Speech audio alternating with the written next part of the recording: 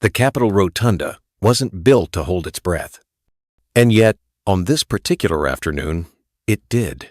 Golden light poured through the arched windows, scattering across the marble floor like spilled promises. The air hung heavy, not with reverence but with anticipation. As if the room itself knew something was about to snap. 500 lawmakers sat in perfectly aligned rows. 42 cameras stood like soldiers.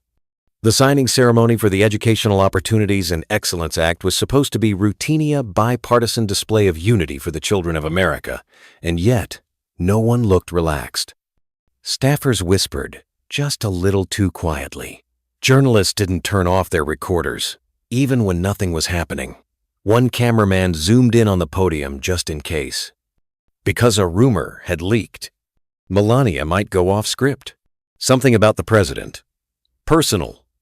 Viral. The phrase viral moment echoed through the marble like a loaded gun with no safety. But while most in the room were bracing for drama, one woman was preparing for something else entirely. Jasmine Crockett, third row, Democratic side. Navy blue suit, perfect posture, no smile, no small talk, just stillness. She looked like a statue built for strategy. Her leather briefcase leaned quietly against her leg, half-zipped. From its opening peeked 4 folders, yellow, blue, green, and red. One was labeled Contingency, another Melania. She was writing, not idly, not doodling. Her gold pen moved with precision across a slim, hardbound notebook balanced on her lap. Her handwriting straight, neat, surgical wasn't about recording events. It was about preparing for the ones that hadn't happened yet. She glanced up only when necessary, when someone entered too loudly, when a podium mic crackled unexpectedly, when whispers didn't feel like whispers anymore. To the untrained eye, Jasmine was composed, detached. But to anyone who'd seen her in a courtroom, this was her read mode. And today, something had tripped the wire. The night before, she'd received an anonymous message. Brief, direct, check Melania's remarks. She's planning to pivot. Target, Biden. It's meant to go viral. There was no signature, no source. But the same contact had been right before. Jasmine didn't panic. She didn't tell her team. She just did what she always did when something felt off. She stayed late. Alone. Lights low. Notes open. Receipts ready. And now here she was, calm on the outside. But inside, every cell sharpened. Every breath measured. Ready not to fight but to defend. Then, the temperature in the room dropped, not literally, but unmistakably. Melania Trump had arrived. She didn't walk. She glided a masterclass in poise. Her cream-colored dress shimmered just enough under the chandeliers to catch attention, but never beg for it. Her steps were calculated, practiced. She nodded to key faces in the crowd with a curated blend of grace and control. Her hair curled softly over her shoulder, not a strand out of place. Behind her moved her entourage, suited aides, one carrying a slim leather folder marked MT in gold. Another scanned the room, eyes like searchlights in a blackout. Every motion was rehearsed. Every smile was sculpted. Jasmine didn't turn her head. But she saw everything. She already knew Melania's cadence, her hand gestures, her concerned pause. Jasmine had watched 24 of her speeches. She knew when she was going to pivot, usually after the second paragraph. Usually right after the "children are our future" line. She didn't need to look. Because this wasn't about the speaker. It was about the moment being set. The contrast between them wasn't just visual. It was philosophical. Melania, elegance, calculation, trained spotlight control. Jasmine, restraint, readiness, clarity, wrapped in stillness. One woman carried a folder with 6 polished speech pages. The other carried the weight of a courtroom's worth of truth. And between them sat a marble aisle symbolic, sharp and cold. The room should have felt ceremonial. But it didn't. It felt like a match had been placed next to a fuse. On the right side of the chamber, Republican lawmakers laughed softly among themselves, tapping their wrists, checking their phones. On the left, Democrats sat a little too straight, a little too tense. The bipartisan photo op that had been months in the making was teetering, not because of legislation, but because of something older, deeper: power, perception, and who would get to define the moment. Melania took her seat 2 rows ahead of Jasmine. She opened her folder with a whisper of leather. 2 versions of her speech sat neatly inside one, typed and highlighted, the other with handwritten edits in the margins. And still, Jasmine didn't move. But her hand did pause. Her pen hovered. The camera didn't catch it, but her body knew. This was it. Whatever was coming, it was already in motion. So she waited, not with anxiety, not with fear, but with something rarer: discipline. She had spent a lifetime being underestimated, told she was too quiet, too composed, too calm. But what they never understood is that restraint isn't weakness. It's strategy. And when the moment arrives, if you've prepared, you don't need volume.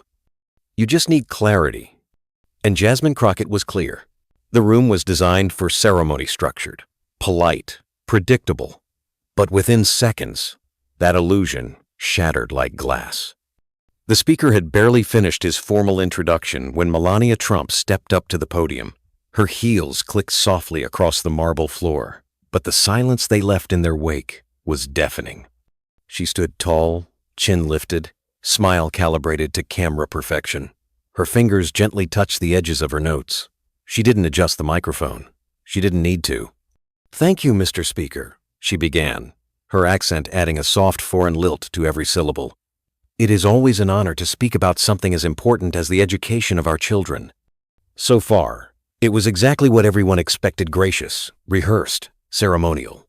A nod to bipartisanship, a touch of nostalgia for her Be Best campaign, lines carefully crafted to soothe, not provoke.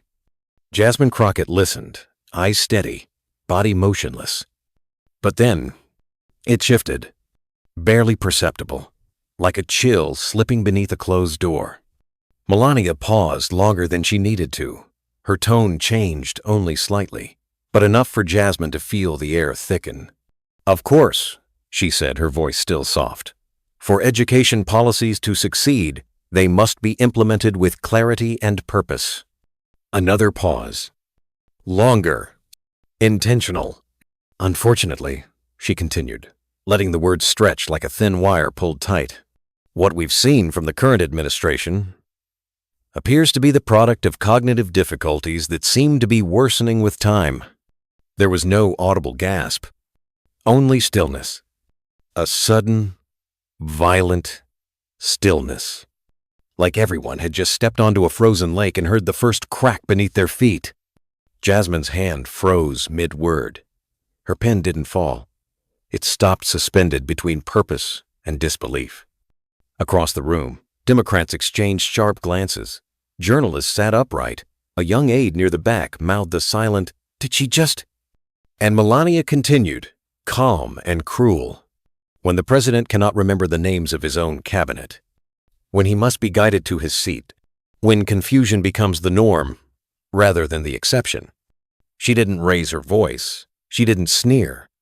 But the knife cut cleaner because it was wrapped in silk.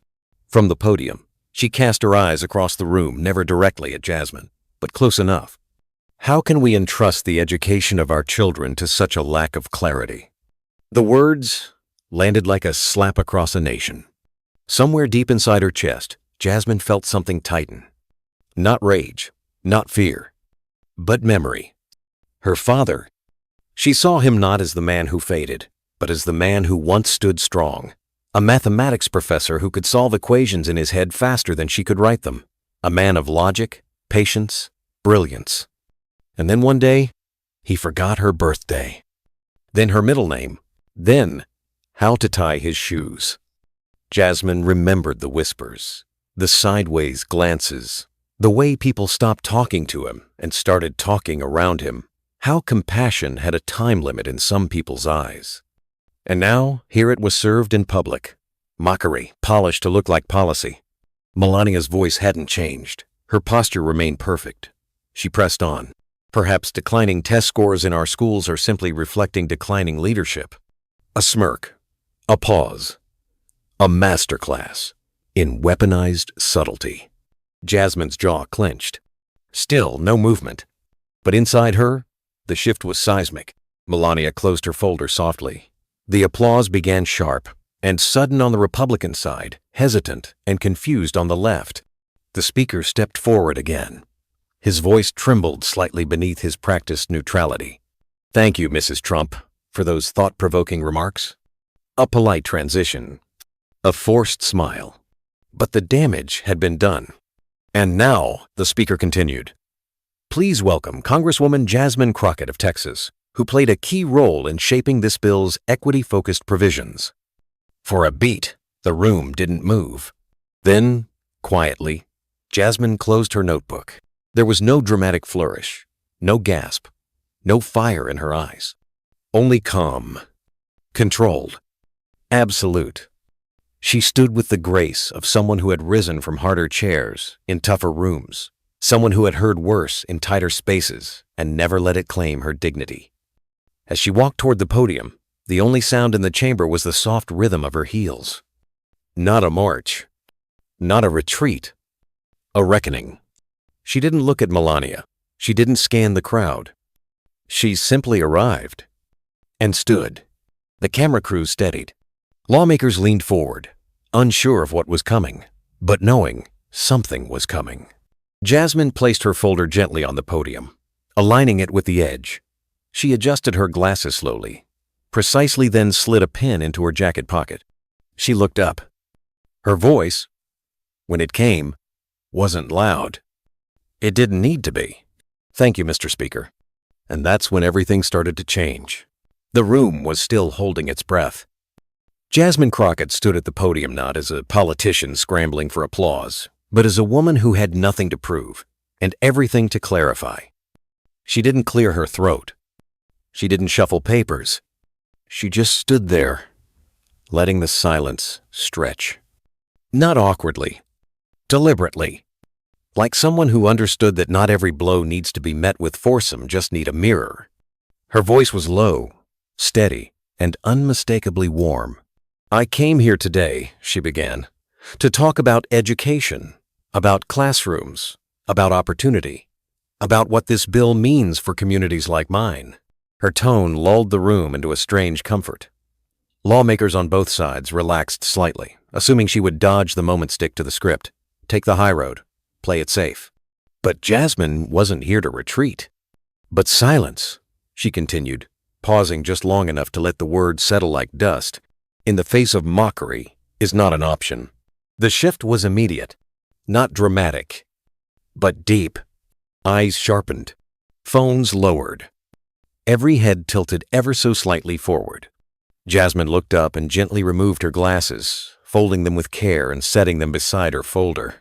The motion was soft, but the message was sharp. "I'm not hiding behind anything." Her eyes scanned the chamber firm, focused, human. "I've spent much of my adult life in courtrooms where decorum matters, but so does decency." She let that breathe. "And I've learned that sometimes, when someone crosses a line, the most dignified thing you can do is hold up a mirror." She reached forward, turned a page in her folder, and read not her own words, but Melania Trump's. "May 7th, 2018, Jasmine said. Mrs. Trump launched her Be Best campaign. She said, and I quote, "We must give our children the tools to cultivate their emotional well-being and teach them how to communicate with kindness online and in person." She didn't glance up. She didn't need to. In October of that same year, in an ABC interview, she said, "We must have more tolerance for different people, different opinions. We must be kind, and we must respect each other's origins and beliefs." The room was silent, not from discomfort now, but from realization. A few Republicans shifted in their seats. One aide scribbled something and then scratched it out. Jasmine's voice remained even. In April 2019, she tweeted, "I encourage everyone to be kind to each other and treat each other with respect in everyday life and on social media." She paused, then looked up. "I don't read these quotes to embarrass her," she said, her voice softening but never losing weight. "I read them because I believed them. I wanted to believe them." Melania Trump didn't flinch, but her smile was no longer effortless. Her posture still, Poise now looked held. Jasmine continued, "Words matter, especially when they come from public figures. Because words set the example. Words become standards. And when we abandon the standards we once championed, when we weaponize health, age, or vulnerability, we teach the next generation something dangerous. That empathy is optional. That respect is negotiable. That dignity is a performance." The air grew heavier. Not with tension, with truth. Then Jasmine said something the room didn't expect. "Let me tell you something you don't know about me." A pause. Not dramatic, human. "Before I ever stood behind a podium, before I ever ran for office, I was a daughter." Her hand stayed still, but her voice gained something deeper memory. "My father was a mathematics professor, brilliant, gentle. He could solve formulas faster than most people could recite their phone number. But in his later years, he changed. He began to forget small things at first, then bigger. I watched a man who once taught calculus struggle to tie his shoes." The room didn't shift. It softened. But never, not once, did I see his value diminish. Not to me, not to his students. His worth didn't fade with his memory. His dignity didn't dissolve with his sharpness. That only happened when others chose to mock what they didn't understand. She looked up again, this time right at the front row, not at Melania directly, but close. "So when I hear jokes dressed up as policy concerns, when I see someone's humanity reduced to a punchline, I remember my father, and I remember the line we are called to defend. Not as Democrats or Republicans, but as people." There were no outbursts, no standing ovation, just quiet. The kind of quiet that doesn't demand applause because it demands reflection. She took a breath and hurried, full. "I'm not here to defend a man. He's capable of that himself. I'm here to defend a principle, one that was crossed today." And then, the line that would echo far beyond the walls of that chamber. "Dignity isn't requested," she said, her voice now firm, certain like a closing argument in court. "It's demonstrated." A pause. A single heartbeat. And then, slowly, the first hands clapped. From her side.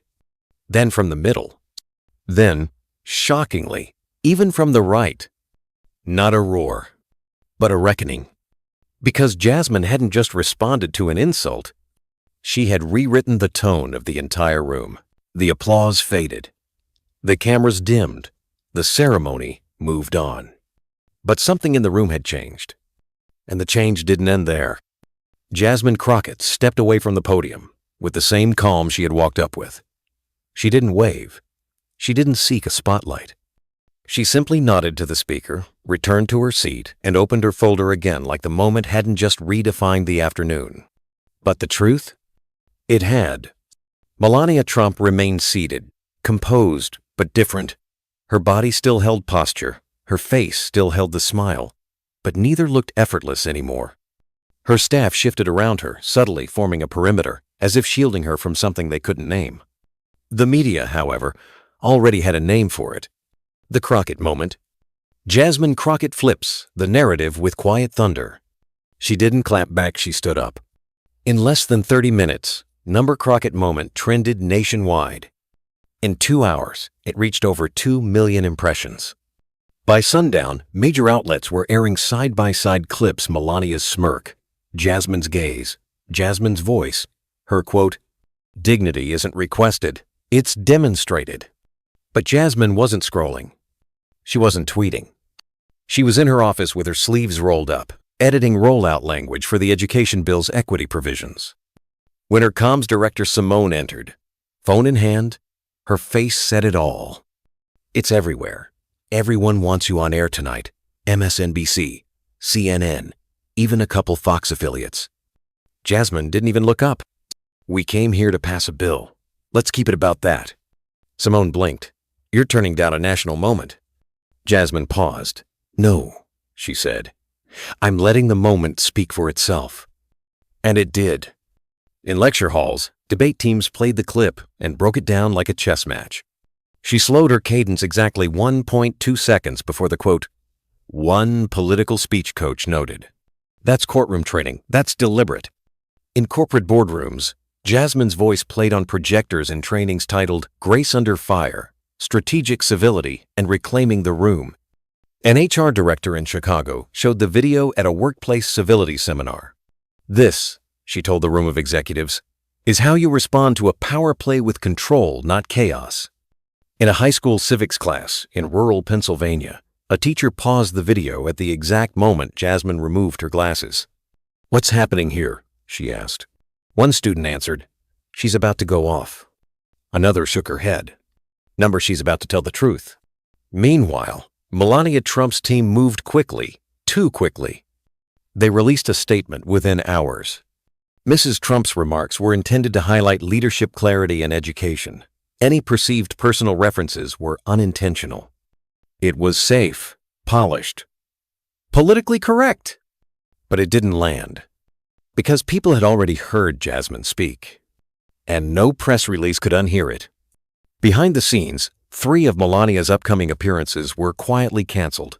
One fundraiser in Palm Beach, a panel in Nevada, a keynote in Dallas. The reasons given were scheduling conflicts. But insiders whispered another truth. She doesn't want to walk into another room where Jasmine's words still linger. In Washington, something even more interesting happened. Inside party briefings and behind closed doors, a phrase began to circulate. "Don't poke Crockett." It started as a joke. Then it became a warning. Then, policy. One GOP strategist reportedly told junior staffers, "From now on, if she's in the room, you prep twice. She's got receipts, and she knows how to use them with silence." Even the tone of public speaking memos shifted. A Republican communications director sent out an internal note. "Avoid veiled health remarks unless 100% factual and policy related. This is a post-Crockett era. Adjust accordingly." But for Jasmine, it wasn't about revenge. It was about restoration. She declined every interview that framed the moment as a clapback. "I'll talk about the rollout plan, the district-level funding breakdown, the mentorship incentives, not the drama," she told one national anchor. When a journalist offered her a primetime segment to reflect on Melania's remarks, Jasmine's reply was simple. "I'd rather reflect on how this bill helps underserved students. If that's what you want, I'm in." The anchor passed, but the silence only deepened her impact. The shift was cultural.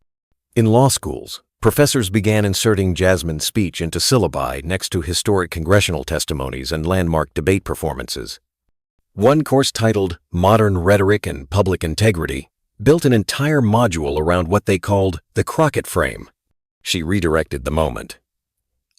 One professor explained, not with volume, not with venom, with vision. At a leadership retreat in Colorado, a Fortune 500 executive paused a group session and said, "You want to lead a room? You study Jasmine Crockett."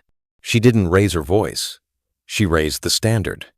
And in the homes of women across America, something stirred. A school principal in Ohio stitched the video into her TikTok with the caption, "I've been interrupted in every meeting of my career." "Jasmine?" She didn't interrupt back. She made them listen. A grandmother in Georgia printed Jasmine's quote and taped it to her refrigerator. "Dignity isn't requested, it's demonstrated." A Latina doctor in Houston played the speech for her daughter before her high school debate finals. "Stay calm," she whispered. "Stay clear. You don't need to yell. You need to mean it." In a world addicted to outrage, Jasmine Crockett had given people something rare. Not just a viral line, but a standard. She didn't fight. She didn't flinch. She stood. And when she did, the nation listened. 6 months had passed, and still they were talking about it. Not because it had been dramatic, not because it had gone viral, but because it had stayed. In a quiet university lecture hall in Pennsylvania, a professor clicked through his political rhetoric slides. The students were Wrestles phones, buzzed, notebooks half open. Then he paused on a frozen frame. Jasmine Crockett, standing at the Capitol podium, adjusting her glasses. "What do you see here?" he asked. Silence. Then a student in the back spoke. She's not angry. She's ready. The professor nodded. Exactly. This moment isn't about speaking louder. It's about owning the moment so completely that even silence becomes strategy. That's what Jasmine had done. She hadn't fired back. She'd reframed the conversation. And in doing so, she did something rare in politics. She elevated the standard. Inside a hotel ballroom in Midtown Manhattan, 300 women gathered for the National Women's Leadership Summit. Jasmine was the final speaker. She didn't wear a power red blazer or stand in a spotlight. She stepped on stage in a navy dress, no notes in hand-just presence. She began plainly. A lot of people asked me afterward, how did you stay calm? How did you know what to say? She smiled. I didn't. I wasn't confident. I was prepared. Laughter rippled softly through the room. What I had wasn't a script. It was a system. I call it the document cascade. She clicked a remote. Behind her, a minimalist slide appeared. 1. Anticipate. 2. Organize. 3. Execute. When you know the strike is coming, she said, you don't fight it with fire. You fight it with clarity. You don't escalate. You redirect. Heads nodded. Pens scribbled. Some just sat, stunned. After her speech, a young executive approached her in the hallway, eyes wide. You didn't just respond, you took control of the whole atmosphere. Jasmine smiled. That's the point. Leadership isn't loud, it's clear. And clarity changes the air around you. Back in Washington, that air had changed. The term Crockett Standard quietly entered Capitol Hill conversations. In a closed door, you don't walk into a room with Jasmine and expect to win a moment with a jab. She'll answer with a quote and a mirror. Another younger aide simply called it pulling a Crockett. It meant staying grounded. It meant staying strategic. It meant preparing for a moment you might never get but being ready when it came. But Jasmine never sought to trademark it. She just kept working. She turned down late-night shows. She declined morning interviews. And when asked why, she simply replied, because the work matters more than the moment.